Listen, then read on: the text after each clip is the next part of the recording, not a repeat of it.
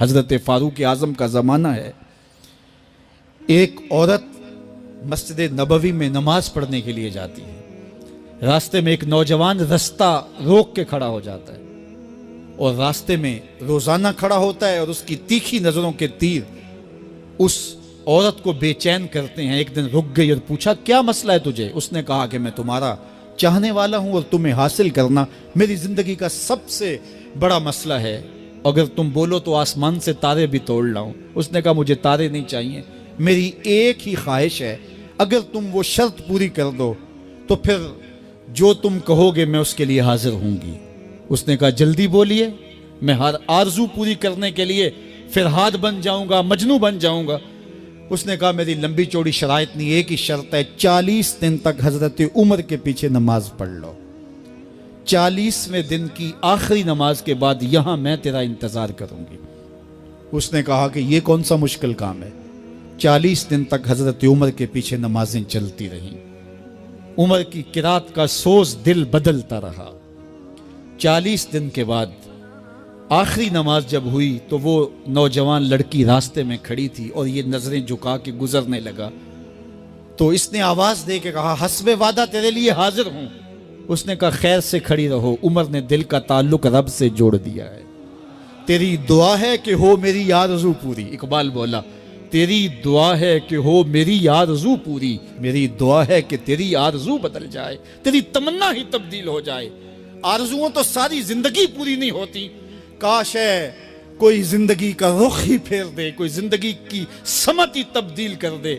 جس کو حاصل کرنے کے لیے دن رات مرے جا رہے ہیں، کاش وہ مقصود ہی نہ رہے، وہ مطلوب ہی نہ رہے،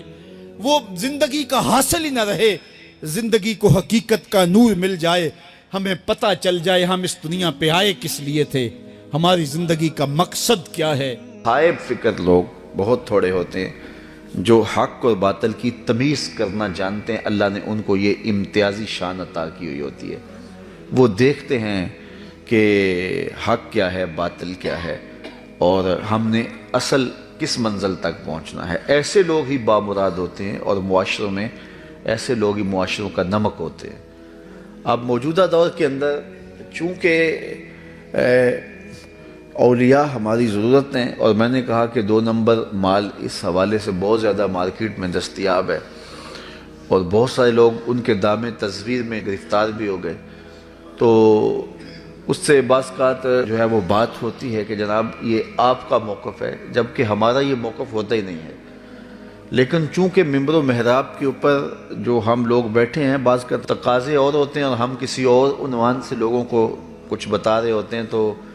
لوگ ممبر و محراب سے بھی وہ چیز حاصل نہیں کر پاتے جو کہ یہاں سے حاصل ہونی چاہیے تھی۔ تو ہمیں بہرحال عملاً اب اس بات کی ضرورت ہے کہ ہم کھڑے ہو کر کے نفی کریں ایسے طبقات کی جو دین کے نام پر دین کی آبرو کو پامال کر رہے ہیں، اور ایسے لوگوں کی قربت حاصل کریں کہ جن کی سنگت اور صحبت ہماری دنیا بھی سنوارے گی، ہماری آخرت بھی سنوار دے گی۔ اس حوالے سے مختلف ادوار کے اندر مختلف شخصیات نے بڑا کام کیا ہے، بالخصوص جو مجددین ہیں انہوں نے اپنے دور کی خرافات کے خلاف بڑی قوت کے ساتھ کھڑے ہو کر کے جو ہے وہ کام کیا۔ امام احمد رضا خان فاضل بریلوی علیہ رحمہ جو عاشقوں کے بھی امام ہیں اور اہل سنت کے بھی سرخیل اور مقتدا ہیں، اور جن کا نام علم کا، تحقیق کا، جستجو کا اور عشق رسول کا معتبر حوالہ ہے، انہوں نے اس حوالے سے اپنے دور میں بہت کام کیا اور وہ کام سامنے لانے کی ضرورت ہے، چونکہ بر صغیر پاک و ہند کے اندر اس طرح کی خرافات شروع سے موجود رہی ہیں اور آخر تک موجود بھی رہیں گی، اس لیے کہ ہندوؤں کے ساتھ ہماری معاشرت رہی ہے اور بہت ساری ضعیف الاعتقادیاں اور بہت سارے معاملات جو ہے وہ فطرتاً یہاں لوگوں کے خون میں بھی موجود ہیں۔ اس لیے یہاں اسلام کی حقیقی نکھری ہوئی اور صاف تصویر پیش کرنا یہ علماء کی اولین ذمہ داری ہے۔ مجدد میات حاضرہ اعلیٰ حضرت امام اشاہ احمد رضا خان بریلوی علیہ رحمہ نے اس پر بڑا کام کیا۔ جب اس عنوان سے بات ہوئی کہ طریقت اور شریعت 2 الگ الگ راستے ہیں، تو آپ نے بڑی وضاحت کے ساتھ اس پر گفتگو کی کہ طریقت ہی شریعت ہے اور شریعت ہی طریقت ہے، یہ دو الگ راستے نہیں ہیں بلکہ ایک ہی حقیقت کے دو نام ہیں۔ شریعت کو ہی روح تک اتار لینے کا نام اور باطن تک اتار لینے کا نام طریقت ہے، تو یہ کوئی الگ بات نہیں ہے۔ وہ ہم چھوٹے ہوتے تھے، سنتے تھے، اور اعلیٰ حضرت سے یہ سوال بھی ہوا، باقاعدہ کسی نے پوچھا کہ حضرت یہ جو کہا جاتا ہے کہ مولوی اور فقیر کی شروع سے آپس میں لگتی نہیں ہے، تو اس کا کیا مطلب ہے؟ تو فرمایا سراسر باطل ہے، چونکہ فقیر ہوتا ہی وہ ہے کہ جو علم کے نور سے فیضیاب ہوا ہو، اور علم کے نور سے ہی پھر وہ اجالے ملتے ہیں کہ حقیقی فقر کی منزل نصیب ہوتی ہے۔ اعلیٰ حضرت علیہ رحمہ نے اس عنوان کے ساتھ جو ہے وہ اپنی کتابوں کے اندر بڑی سیر حاصل گفتگو کی، بلکہ آپ کا ایک طویل رسالہ ہے جس میں اس پر آپ نے بحث کی ہے، اور اس میں تقریباً کوئی 40 کے قریب صوفیاء کے اقوال لائے ہیں۔ یہ جو فرق ڈالنے کی کوشش کی گئی ہے، اس کی نفی میں ان کے اقوال پیش کر کے یہ ثابت کیا ہے